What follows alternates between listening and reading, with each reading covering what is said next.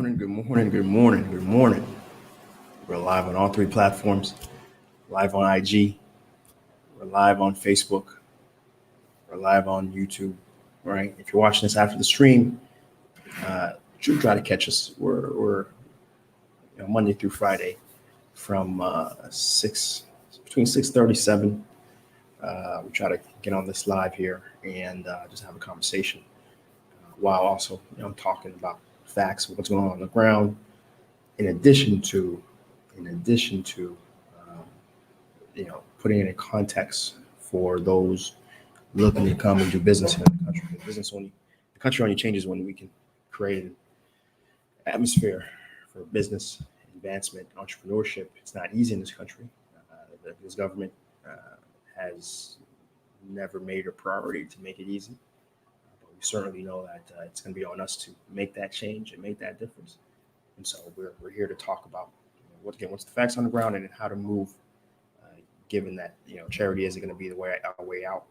International community isn't going to be our way out.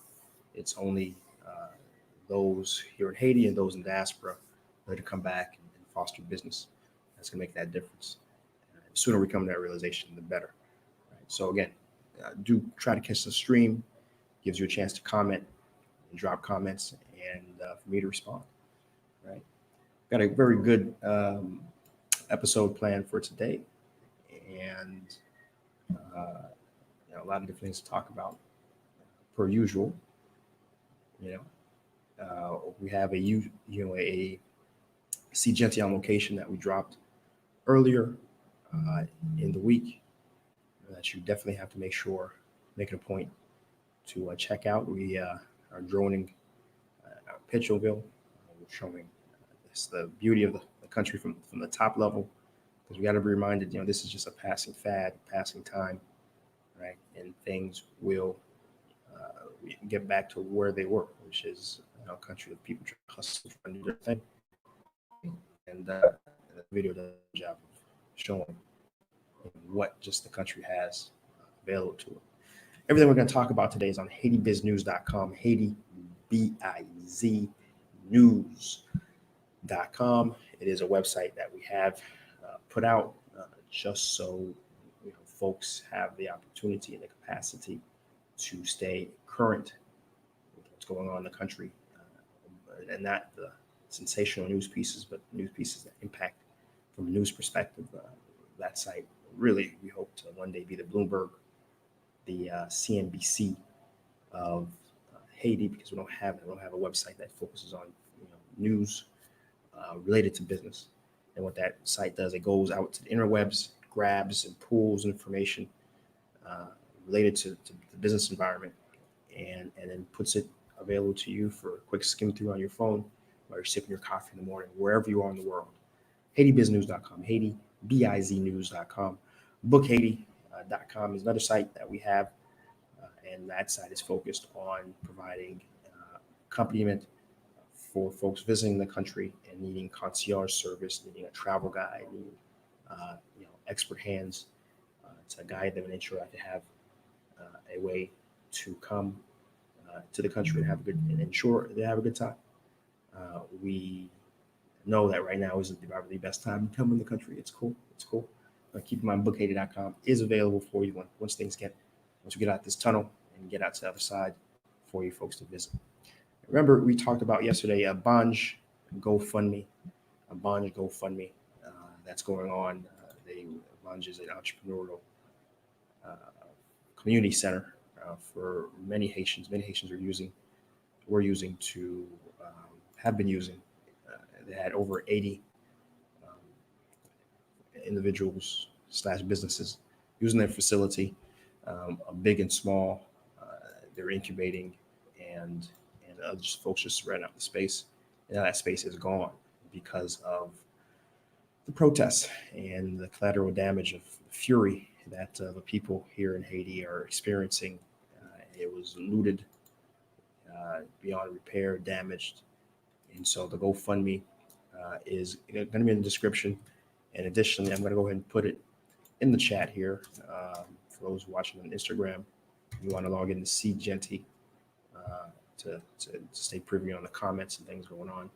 and we have the Banj GoFundMe there in chat for folks who want to participate. And we've had, I saw a few of SeeJeanty Nation who did. I saw your names on the roll. Two names I couldn't recognize right away: Stephen Pierre and Nick Valios. I saw you guys donate almost immediately after yesterday's stream. So hats off to you guys. Big ups.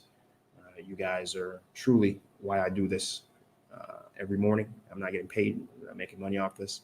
It's just about connecting to doers, not just people who are watching, not just people who are going to critique and say, mes amis, difficile, oui, and treat it like a movie. I'm here to connect with and have discussions with actors, people looking to engage and do. And again, whatever amount, $5. I mean, everybody has $5. The coffee you're going to buy today at Starbucks, how about you don't buy that coffee and you give it to Banj to help them rebuild and impact entrepreneur networks here in Haiti. So again, hats off to the folks who provided to go to Banj and anyone else who's going to. Big ups and respect. And of course, remember, share the stream. This stream works best as we get people in to the chat, as we get people in to have a conversation with. I have a big old monitor right in front of me here, sitting right below the webcam, so I can read comments as they come in. Because I was like, man, I needed a co-host. You know, and that would be much better if I just had conversations with the people watching this instead of doing it the way I used to do it. So this is what it's here for. So share the stream. Let's get some more people in here. Let's improve the ROI on conversation, what we're learning, and start our day right. So here's the intro. Haiti Business News Show, Monday to Friday, bringing you news that's going to keep you informed, engaged, and reacting in the most optimal way for your business, investment, entrepreneur activity. Today is the 1st of October. Let's talk about it. First piece of news today: Jovenel is on the run. Jovenel apparently has had meetings with Carmen Sandiego. You can't find him. Jovenel has had meetings with Waldo. He's wearing stripes. He's in a crowd. You can't find him. You got to really strain your eyes to see where he's at. President Jovenel Moise cannot be found. He's not at his home. He's not at the National Palace. No one knows where he's at. And currently, the opposition has called for Operation Find Jovenel Moise. Now, I must tell you, it's a very sinister name.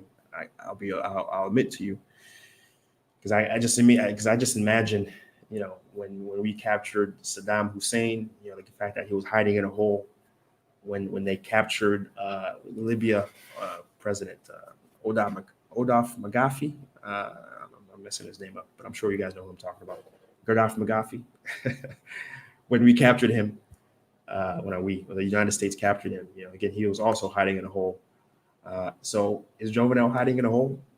Right? I don't know. But he's certainly not. He can't be found, and no one knows where he is right now.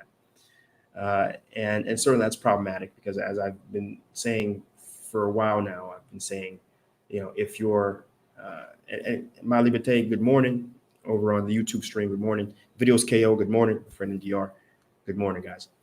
One thing I've certainly said is that, you know, if you don't have the will to lead, especially in times of crisis, right? Again, remember, he was absent before he dropped the 2 a.m. State of the Union. He was absent for over 2-3 months, right? And all I'm saying is, listen, guy, buddy, pal, amigo, chum, compadre. Listen, if you want to be president, okay, even if the whole country hates you right now, cool, right? Roll with it. Take a look at Trump. I mean, there's a good amount of folks who dislike him, but he gets on TV and he speaks his truth, right? And love him or hate him, you know, Trump is getting on and he's conducting business the way he sees fit, you know, whatever the discontent is. And this guy, Jovenel, he is disappeared, and I don't see the point of wanting to hold on to power if you're not going to confront, if you're not going to engage, if you're not going to fight. I don't see why even be president? Why keep a country hostage like he is, right? Pierre Paul, good morning. Over on Facebook, we got Pierre Paul saying he's going to donate today. Operation Find Jovenel is teetering in a dangerous new frontier. A mob can't think and do a dangerous precedent. And in any case, good morning. Yep. And his best chance is to resign and go home. I certainly agree. And I certainly believe this is a dangerous precedent. Whatever you may feel about him and where the country is going, each successive removal, under Ice-T twice, each successful removal is a very bad precedent. We certainly agree. I see that side of it, but I also see the side of the fact that we have an incompetent leader who's doing very bad things in terms of how he's directing the ship, despite the goodwill and the initial movement that he's had. The fact that he can't bring other folks to the table, the fact that he can't push through. One thing, love him or hate him, talking about Matali, he was a very crass, very brash, offensively speaking person, especially behind closed doors. But he got things done. He was able to push legislation through despite having a very contentious opposition that was as contentious as this opposition was, right? But of course, Moxley had Petrocaribe and those funds to do things with and loot and steal, but still, it's not apples to oranges. But nonetheless, things were able to get done, and the fact that Jovenel wasn't able to adapt. So I see both sides of it. Certainly.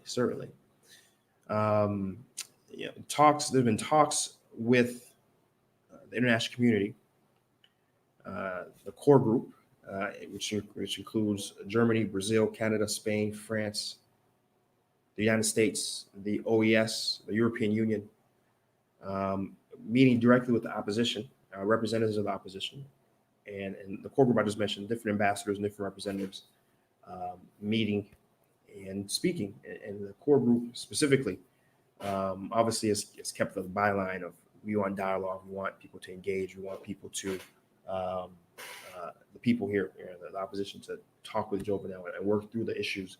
The opposition is very clear. There is no dialogue until Jovenel leaves, period.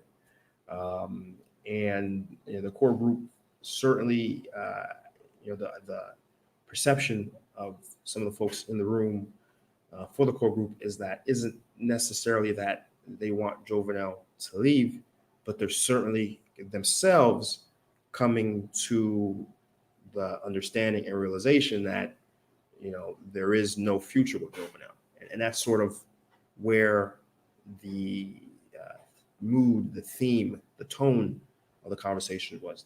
The physically, they're still trying to see what sort of middle ground could be reached, but also really getting their wheels and wrapping their mind around the fact that we are going to have to start having talks, at least in public, probably already having it in private, at least in public, about, okay, well, we're going to have, what's after Jovenel, and the opposition as well. I think I mentioned before, they've already convened and created a commission to prepare for the transition for Jovenel's departure.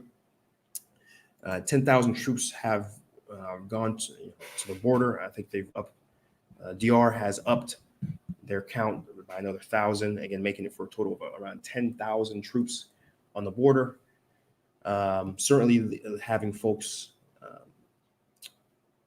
lead, at least in the beginning of this crisis, to the possibility of a Dominican occupation, a la UN sort of thing. But they've made it clear that they're simply protecting their border. They're simply protecting from between smugglers, between folks trying to get out. That's their goal, and they've already reported that they've stopped dozens of Haitians from coming over into the border, right? So that's some of the bigger news stories going on concerning the President Jovenel, some of the updates. I can tell you about the protests, by the way. The protests have been very concentrated, um, close to the Shamas National Palace, and also this in the city now. I can't speak for the provinces. I've heard a lot of folks in different different areas outside the city having the roads blocked, and folks have been unable to move. But in the city, anyways, I know some of the staff I have, running errands and things of that sort. They were able to do those errands, at least in the part of the city I'm at. So, and it seems that a lot of the protests have concentrated closer to where the president lives, and closer to the National Palace. The Operation Jovenel is serious. Wherever there is a rumor where Jovenel may be, we're seeing folks go there, and it's less much of a citywide protest, and it's getting much more laser focused on making it as uncomfortable for the president himself to be here, which I think the larger community can appreciate and certainly thank the protesters for that. But still, as long as he's still here, it's not going to be business as usual for anybody, for sure. And I know a lot of folks who have businesses in the provinces who have been unable to move.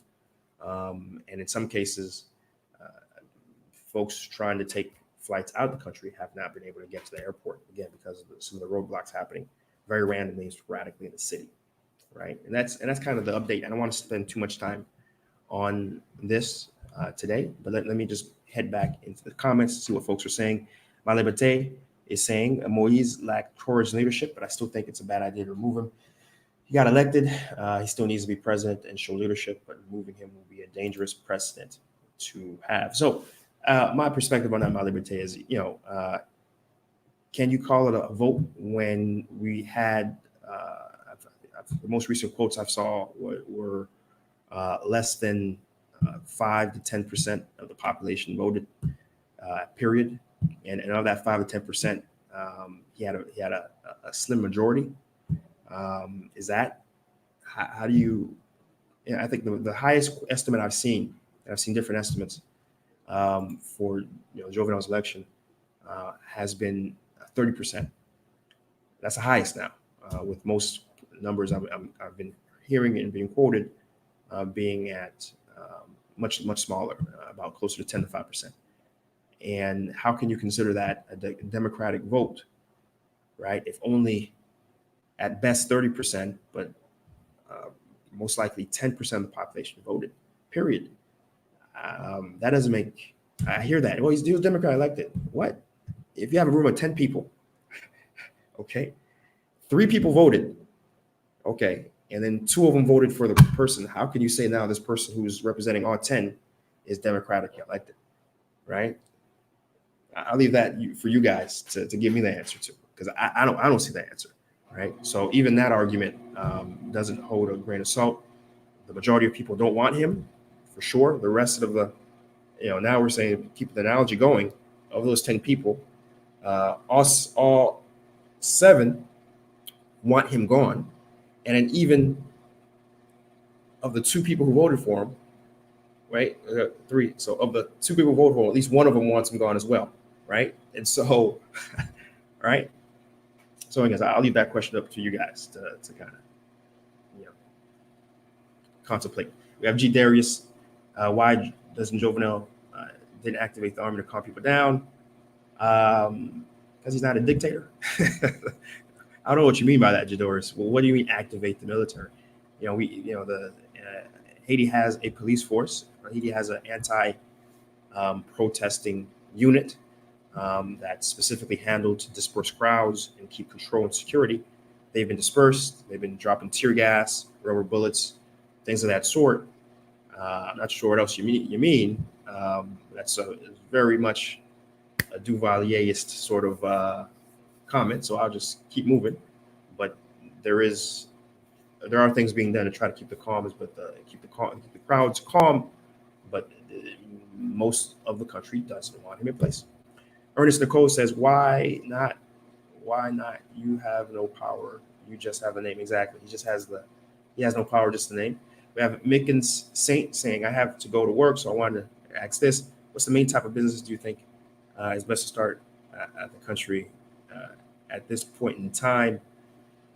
At this point in time, I wouldn't be starting any business, to be quite honest. Right now, like today, it doesn't, because first off, you couldn't even register your business. A lot of, you couldn't get to the government buildings to get registered, and whether or not they're even open is another big question. I'm aware of, I'm very privy to some very major projects that are happening, and I'm helping in one way or another, and they're all on hold and standstill because some of the senior members and senior investors and senior partners can't come in the country, and they can't go to the provinces where things are happening, where their projects are. So I guess I have to answer your question. Today, as of today, there isn't. In general, there's plenty of business opportunities to start. I've talked about it in the past. I'll talk about them in the future as they kind of make sense given the news story. Or I guess is a great opportunity to plug my upcoming book. Have upcoming book coming out. We're still writing it, but I'd love to be able to drop it in Q1 of next year, which is 101 ways to make money in Haiti, lucrative business ideas, inspiring success stories, and inspiring business opportunities for forward-thinking entrepreneurs. And I hope that Mickens Saint is one of the first people to buy it, given he had a question concerning what sort of businesses are possible in the country. I'm gonna give you 101. I'm not gonna give you one. I'm gonna give you 101. Okay. But again, we'll talk about different opportunities that exist as news stories come up. We have Ernest Nicole. I think I read that comment already. Haiti needs all type of businesses. You're absolutely right. Yeah, the short of it is everything. Everything. Okay. Okay. Vito's KO saying he was in the DR. It's possible at this point. It's all possible. Tori Andre says, like I said last time, we need to have a place outside the city to have a business. I say Logan needs to be that place. Certainly. Yeah, it could be. It could have its own airport, fly in. But the reality is, Haiti being what it is, wherever there are jobs and opportunity, the massive unemployment is going to drive people to seek work, which is a good thing. But as people congregate, right, and as the government still is going to be the government, unless you make Laguanav a totally autonomous area. Laguanav a totally autonomous area. The government's going to be the government. The government's going to be still acting as it is and as it always has been. People will be angry, and you'll see effectively what's happening in Petionville, which has become sort of the economic engine area of the country. But when folks are mad and are trying to get their voices heard, they're going to go there. And I don't see how Laguanav doesn't become that. And further, if you are going to say, well, we're going to make Laguanav autonomous, I don't see the Haitian government allowing that to happen. Yeah, that doesn't make any sense for them. That makes sense in general, but for them, it doesn't make any sense because why restrict a place where they can be corrupt? So, but we'll hold on to the idea, and hopefully, some leader at some point can make that happen, who's forward-thinking and actually has tenacity to do things beyond what's individually good for their pockets, but good for the country and the people as a whole. We'll hold on to that hope. We have Christine Herzog, who's saying, do you think international security armies should get involved around? No, absolutely not. No. No. I don't know what Kristen Herzog is, but if she's in America, if she's in Canada, how would you like it if Russia came? Because folks are really mad about Trump and don't want to work with Trump. How would you like it if Russia came into your foreign soil? So yeah, you guys can't manage yourselves. We're going to be here on your street corners managing you guys with our Molotov cocktails and Kinshikoffs, right? You want to be happy about that. No one wants that. I can tell you. That's how I feel about it. Her question was, how do I feel about it? And that's how I feel about it. I wouldn't want it to go that route. Now, if it happens, it happens. If Jovenel does not leave, that is exactly what is going to happen, because the people aren't going to stop. But I can tell you, as a true Haitian patriot, who's great parents, fought along this alley. I don't want foreign occupiers in my country, you know. But if it is what it is, and if that's what's going to have to happen, then that's what's going to have to happen. So and let's take a look at Facebook now. Let's see what we got going on here. We got Fritz Javel. Good morning. Good morning, Fritz. Saying until the opposition says they want Peleus, they went to Peleus 5 and look with proof. Voye monte. Not too sure what he's saying. Fritz is saying there, but correct. They went to where he resides, and they cannot find him there. Right. And then we have Pierre Paul following up. What will happen to at least some of the projects that are already completed and still need completed? Dam Riviere Morion. So what happens is what's going to happen is what always happens with any change of administration, right? It doesn't matter if it's what's going to happen here or if it's just an actual proper transition. It stops, right? A new administration comes in, and everything that was being done by the prior administration, right, gets. Let's see something here. I'm being told the IG feed is acting up. Let's see if we can do something about that.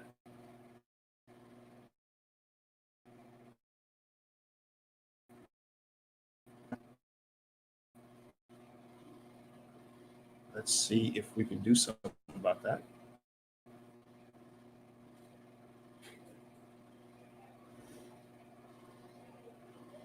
Okay. The IG folks out. Thanks for folks telling me the stream was having some issues. Appreciate it. And so what's going to happen is what always happens, which is there's a transition that happens, and everything that was being done goes to the wayside for the new shiny balls, shiny little instruments that the new administration wants to put in front of people. That's a fortunate reality of Haiti. Even in the best circumstance, there's no continuity of programs. So that's the reality, Pierre Paul. Those are going to stop. All those are going to stop. And that's one of the reasons why long-term development is very difficult in this country, because, again, the issue of continuity that is basically totally non-existent at the political level. So some of the things I want to talk about today, again, thanks everyone for the comments. Some of the things, okay, so let me check IG, see what we got. No comments on IG yet. And so what we have and what's being missed in these conversations are some of the collateral effects of this crisis, right? And we do want to talk about it today. For example, hospitals. Hospitals are having a very difficult time right now. Even before, they were having a difficult time because of the fact that we've had gas crises where they haven't been able to get fuel for their ambulances, fuel for the generators, which we know in Haiti you need ample generators to operate in this country. Even myself, in fact, today I'm, if the streets can stay calm, I'm gonna see if I can get myself a second generator, just because in the likelihood of a true protest event and one of my generators go down and I can't get a technician on site the same day, I'm gonna be in trouble. So I'm getting a second generator, right? In case the first one breaks down, right? And the hospital is major, and I'm just a little small office, a couple, a dozen-ish employees. Imagine a massive hospital that uses probably a megawatt or so massive generator, and they use lots of diesel to get that operating for critical life-saving procedures and for EKGs and you name it, right? To refrigerate blood and refrigerate medicine. They've been literally stressed beyond belief right now because because before there was a shortage, and now they can't even get to the stations, the gas stations, because the gas stations have been closed for the security of the gas stations, Even when they're open, it's difficult because of long lines, because while they're closed. And even if they were open, the security situation of getting material in and out, and there's other aspects too. They're unable to get to their suppliers for drugs, for oxygen, right? And it's dire. It's absolutely dire. Ambulances are having difficulty getting to the few ambulances that exist in the country, are having difficulty transporting patients to the hospital. And it's dire. What the hospitals are asking is for a humanitarian corridor. What does that mean? A specific place where they can go, right? A specific place where they can go or they can move, where protesters, they may be protesters, but at least protesters will allow them to conduct their affairs, to save lives. Is something that they're advocating and pushing for. It's probably not happen this now, but hopefully, I think they're going to try to have that conversation point going forward to say, hey, we understand. Hey, there's going to be protesting in the country. The government is always poorly managed. The government's always going to be doing things that are in the best interest of the people and causing protests.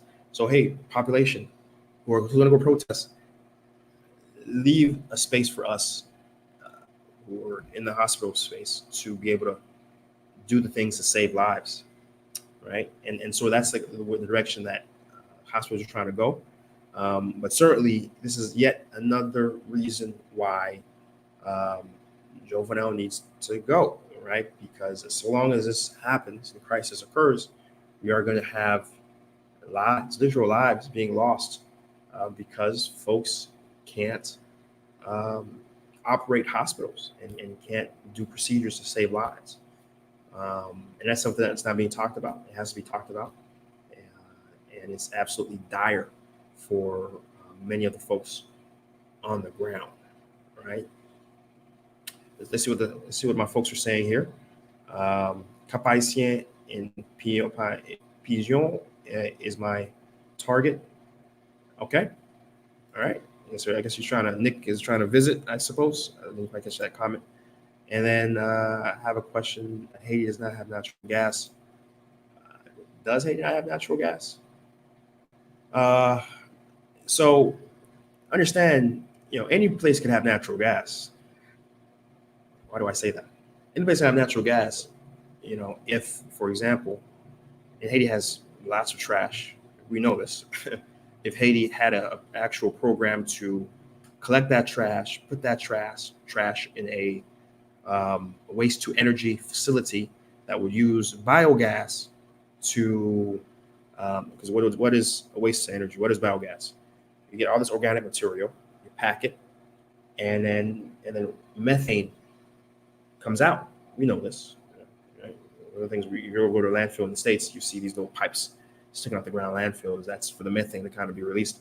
Now, there's countries in Africa and the Middle East that actually purposely and strategically execute where they sort organic trash, compound it, capture the methane, and then what they do is they'll either sell the methanes in metal containers, right, or just keep it and then use that methane and that pressure in addition to other thermic and chemical processes to then turn turbines and actually produce electricity, right? So Vito's KO. Now, do we have natural gas coming out the ground, just running the mill? I'm not sure, can't answer that, but I do know natural gas is capable by any country, anywhere, because that simply entails grabbing organic material and allowing them to ferment and capturing the methane byproduct, right? Great question. Fritz comes back. He says, one thing the Haitian people fail to realize are shown is the fact that we as a country lose more by blocking the country than anything we can gain after removal. The numbers show the precedent's already set for the past 30 years of removal. Not just 30 years, my friend, not just 30 years. I mean, you want to go back to inception when, we assassinated Dessalines. within a year of our independence. And of course, Petio, and even then, the country was split between Petio and Christophe, and then every successive leader since then has, had their terms usurped by a coup or by foreign power, right? And so, in fact, I think only Préval has been the only president that was able to fully serve their terms twice. So that's something that's very much a precedent within Haiti and how Haiti politics operates and runs. So I get that argument. From the outside, if you're in America, in Canada, and you're just watching this is, you're just shaking your head like this is bananas, and you can't understand it, right? And you express, and I used to express things like that. But when you're in Haiti, as I am, como misère munyo chaque jour, like I do, okay? When I see the misery of the people every day, like I do, driving up and down and seeing it, there's no way you would accept these conditions, and no way you could expect that you would have other people accept those conditions. And so what you're seeing is an expression of the masses against the very heinous, inhumane conditions that the political leaders have put them in, right? And it's not a rational expression, absolutely, right? But you don't have a mass of people that are particularly educated, right? The vast mass of people in Haiti, Pepla, have a very basic level of education, if any.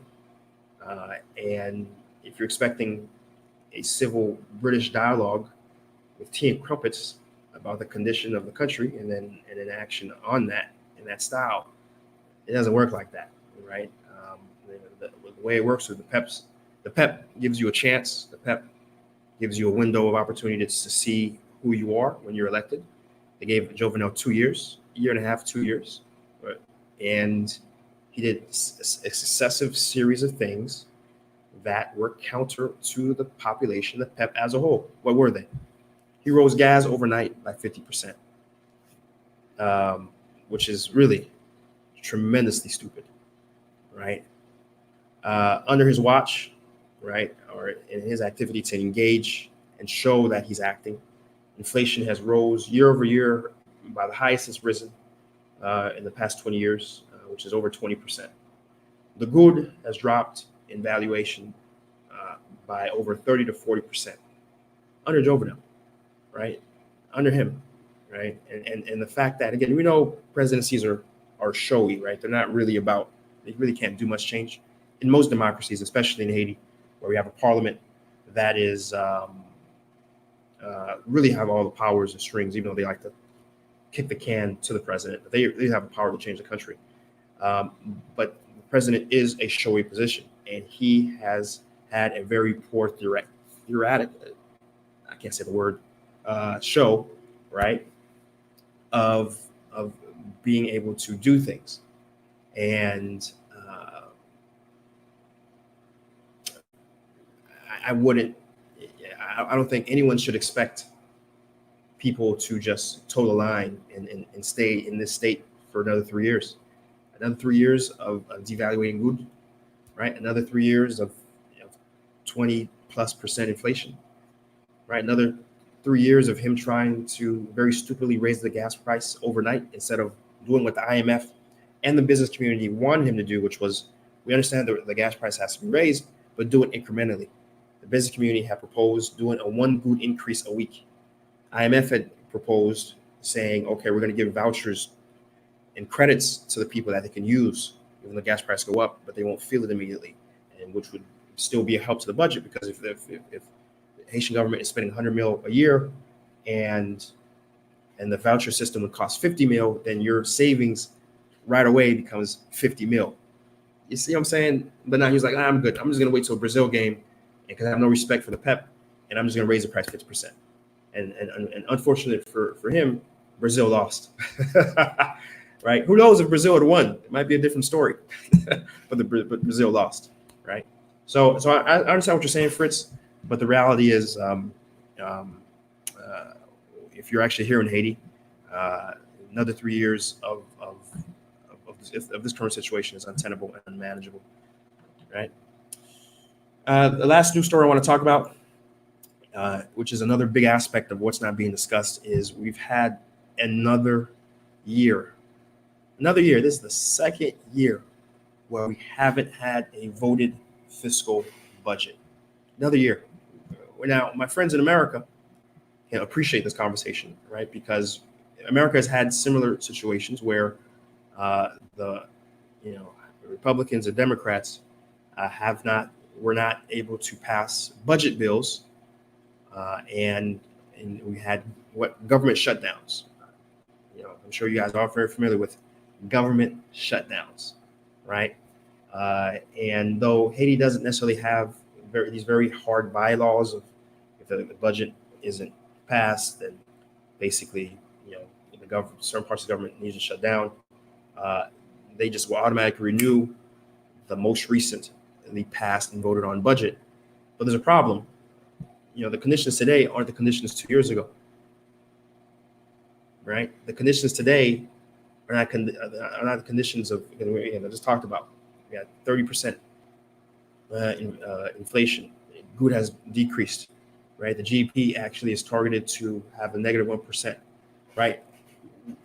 The goal and the point of a past budget is that you've had a parliament who's reflective of the people who voted them in to put into initiative plans of engagement and improvement for the country. What does that mean? It means, okay, how much are we going to put for education? It's going to be 25%. It's going to be 20. How much are we going to put for defense? How much are we going to put in for security? Have those discussions, and more importantly, have a plan to say, all right, how should things move, not just quantitatively, but qualitatively on these specific items, and have those discussions. For 2 years, we haven't been able to pass a national budget.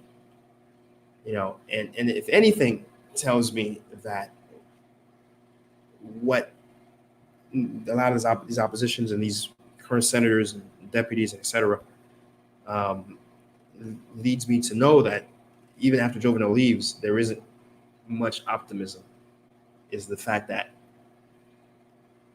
there should be a maturity to say, okay, all right, cool. We don't like Jovenel. Cool. He has to go. All right, gotcha. But there are things we still have to do. We still have jobs to do, and we still have things that we have to engage in, such as passing the budget. So we still can have things moving forward. Meanwhile, we can still try to protest and still try to get him out. And that's not where they're at. We're not doing a damn thing until he leaves, right? And of course, once he leaves, what is next? We don't know, right? But it's important. It's important to talk about because it's a budget is one of the most important tools for socioeconomic and achieving economic and social objectives, right? And we haven't had it. I mean, it's literally some can argue, minus actual laws to make transactions easier, the only real function of a parliament, and they haven't done it. So that's something we just, again, given all the news and everything that's going on, it gets lost. It gets lost in the noise. And I don't hear anyone else talking about it. I don't hear anyone else discussing the fact that with these important milestones are happening, because that's getting drowned out in this current news cycle and dominance of this political crisis that's happening. But certainly someone needs to, and again, that's really where the focus needs to be. The fact that some very important things are happening from the hospital story that I just talked about, and from this. Let's see what folks are saying. Let me take a quick look at IG and see who we got. We got natural resources. Haiti have plenty, lots. I'll keep it as simple as that. Rwanda is doing that. And then we have, does Haiti have a Paul Kagame on the horizon?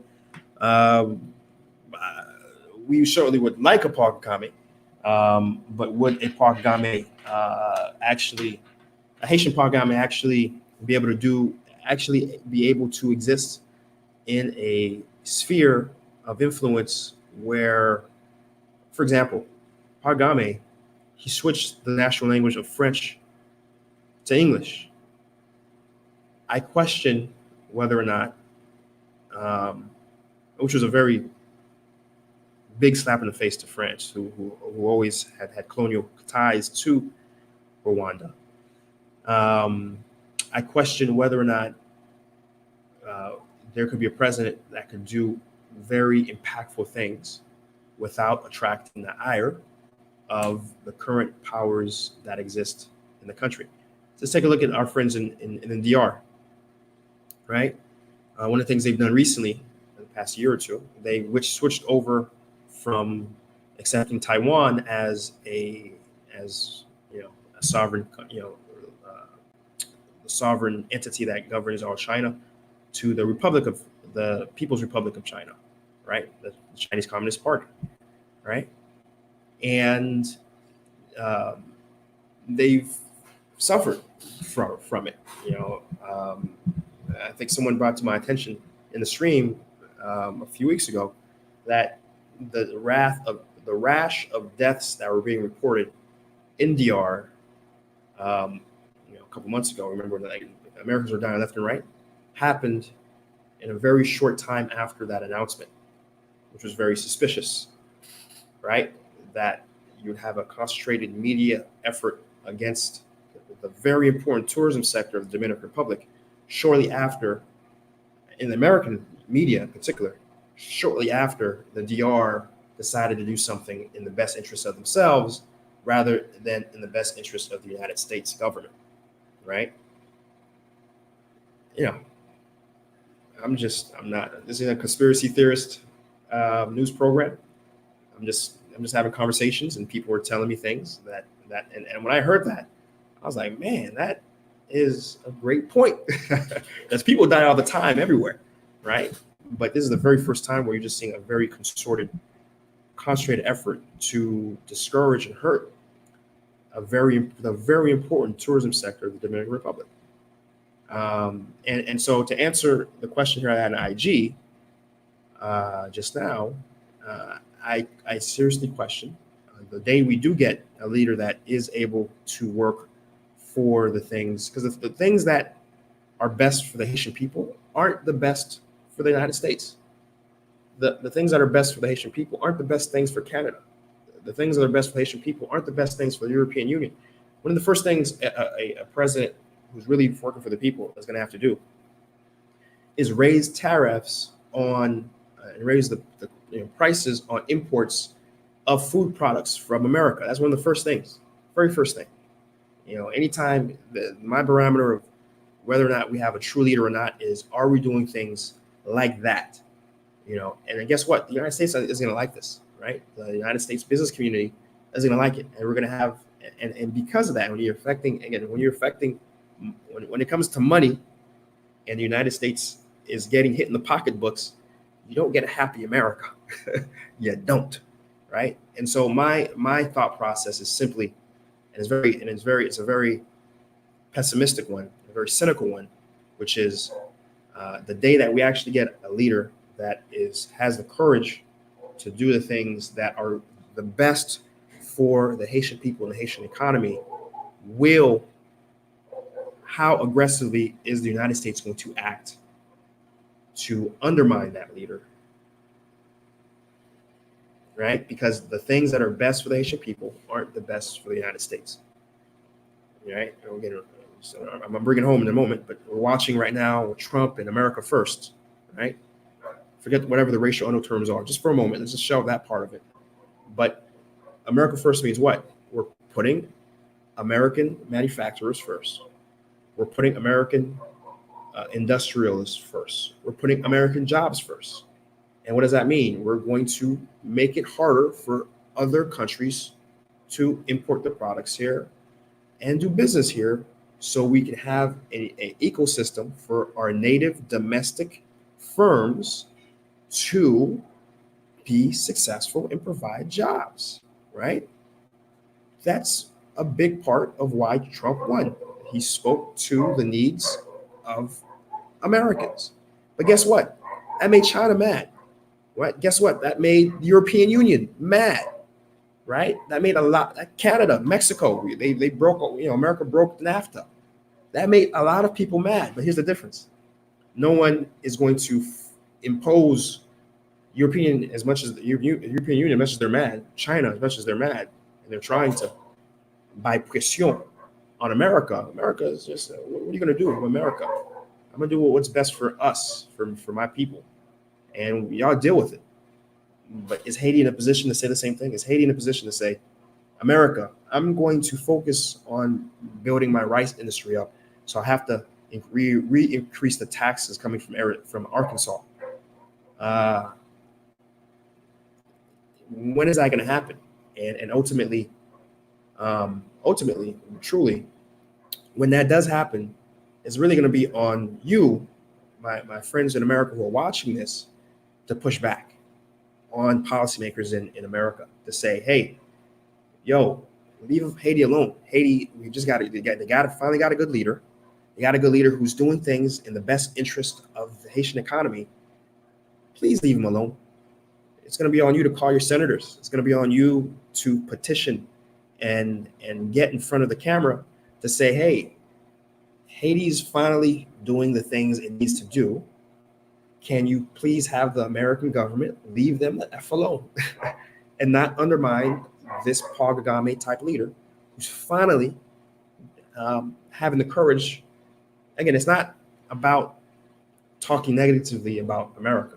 It's not about saying America is the devil, right? I'm not looking for a Louis Farrakhan type of Haitian leader. I'm not. We just need a leader who's able to stand up against the economic interests that have proven not to work for Haiti. And one of the biggest is the agricultural sector. Okay. Great question over there in IG. I do appreciate it. Do appreciate that question, right? And then one last question here, and Christian, the last comment here, and Christian Hertzgog gets it. If Moise Jovenel resigns, does Rene Silvestre become the interim leader? My dear, I have no clue what happens next. They don't know what happens next, right?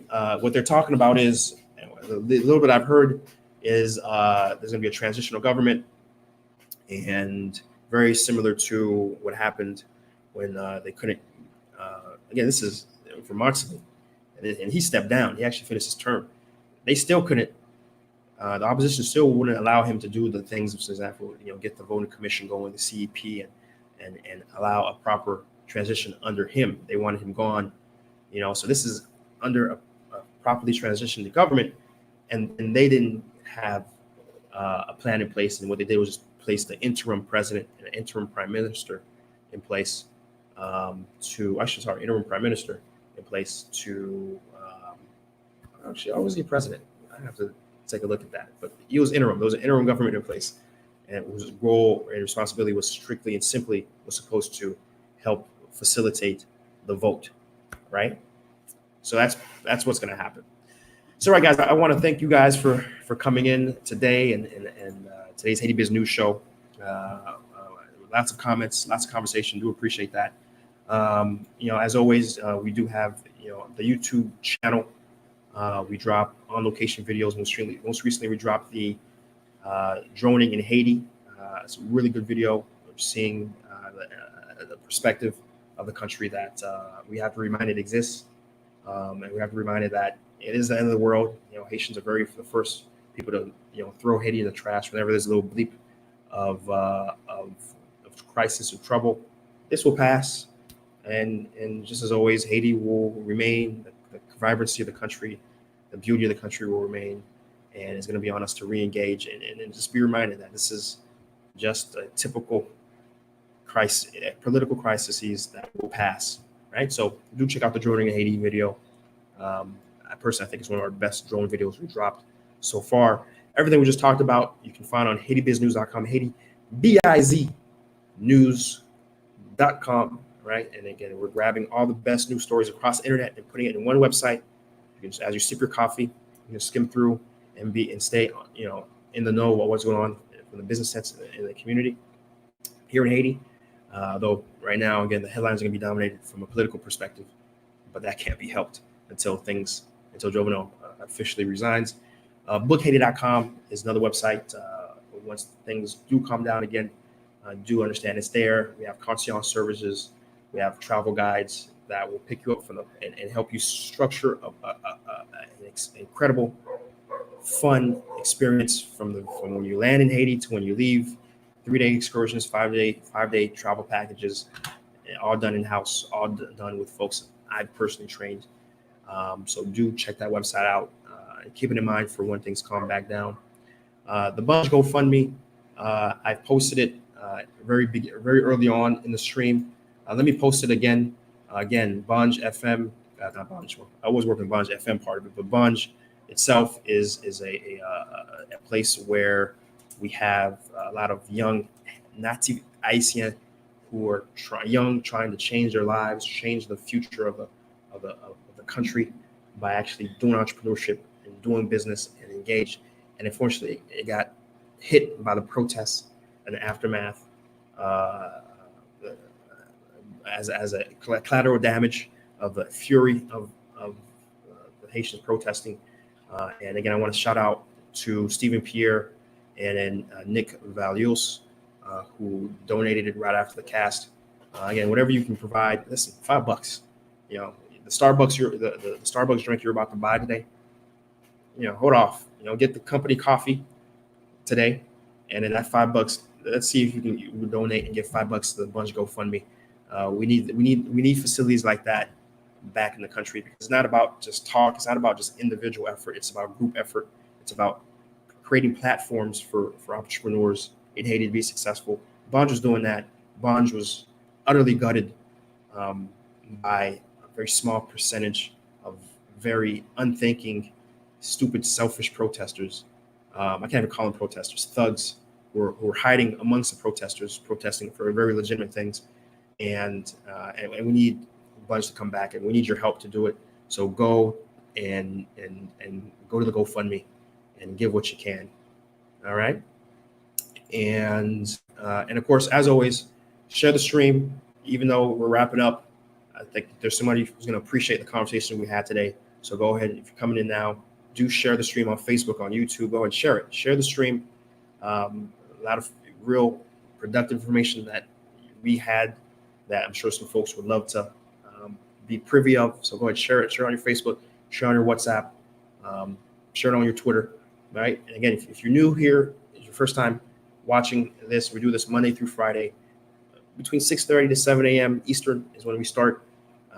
Subscribe, hit the notification, so when we do start, a notification will come through your phone, so you can tune in as you're brushing your teeth, as you're taking care of your kids in the morning, as you're drinking your coffee, eating your breakfast, as you're driving to work. You can listen to the conversations going on in Haiti in English, and engage whenever you can. Hopefully, if you're not driving, we don't want you texting and driving. If you're somewhere else, you can engage, you can type. We're all about having conversations here. All right. So again, I want to thank you guys so much for today's stream. Very high quality stuff. All the folks who are engaged and a part of it. And listen, guys, until we're back at it again, we'll be back at it again.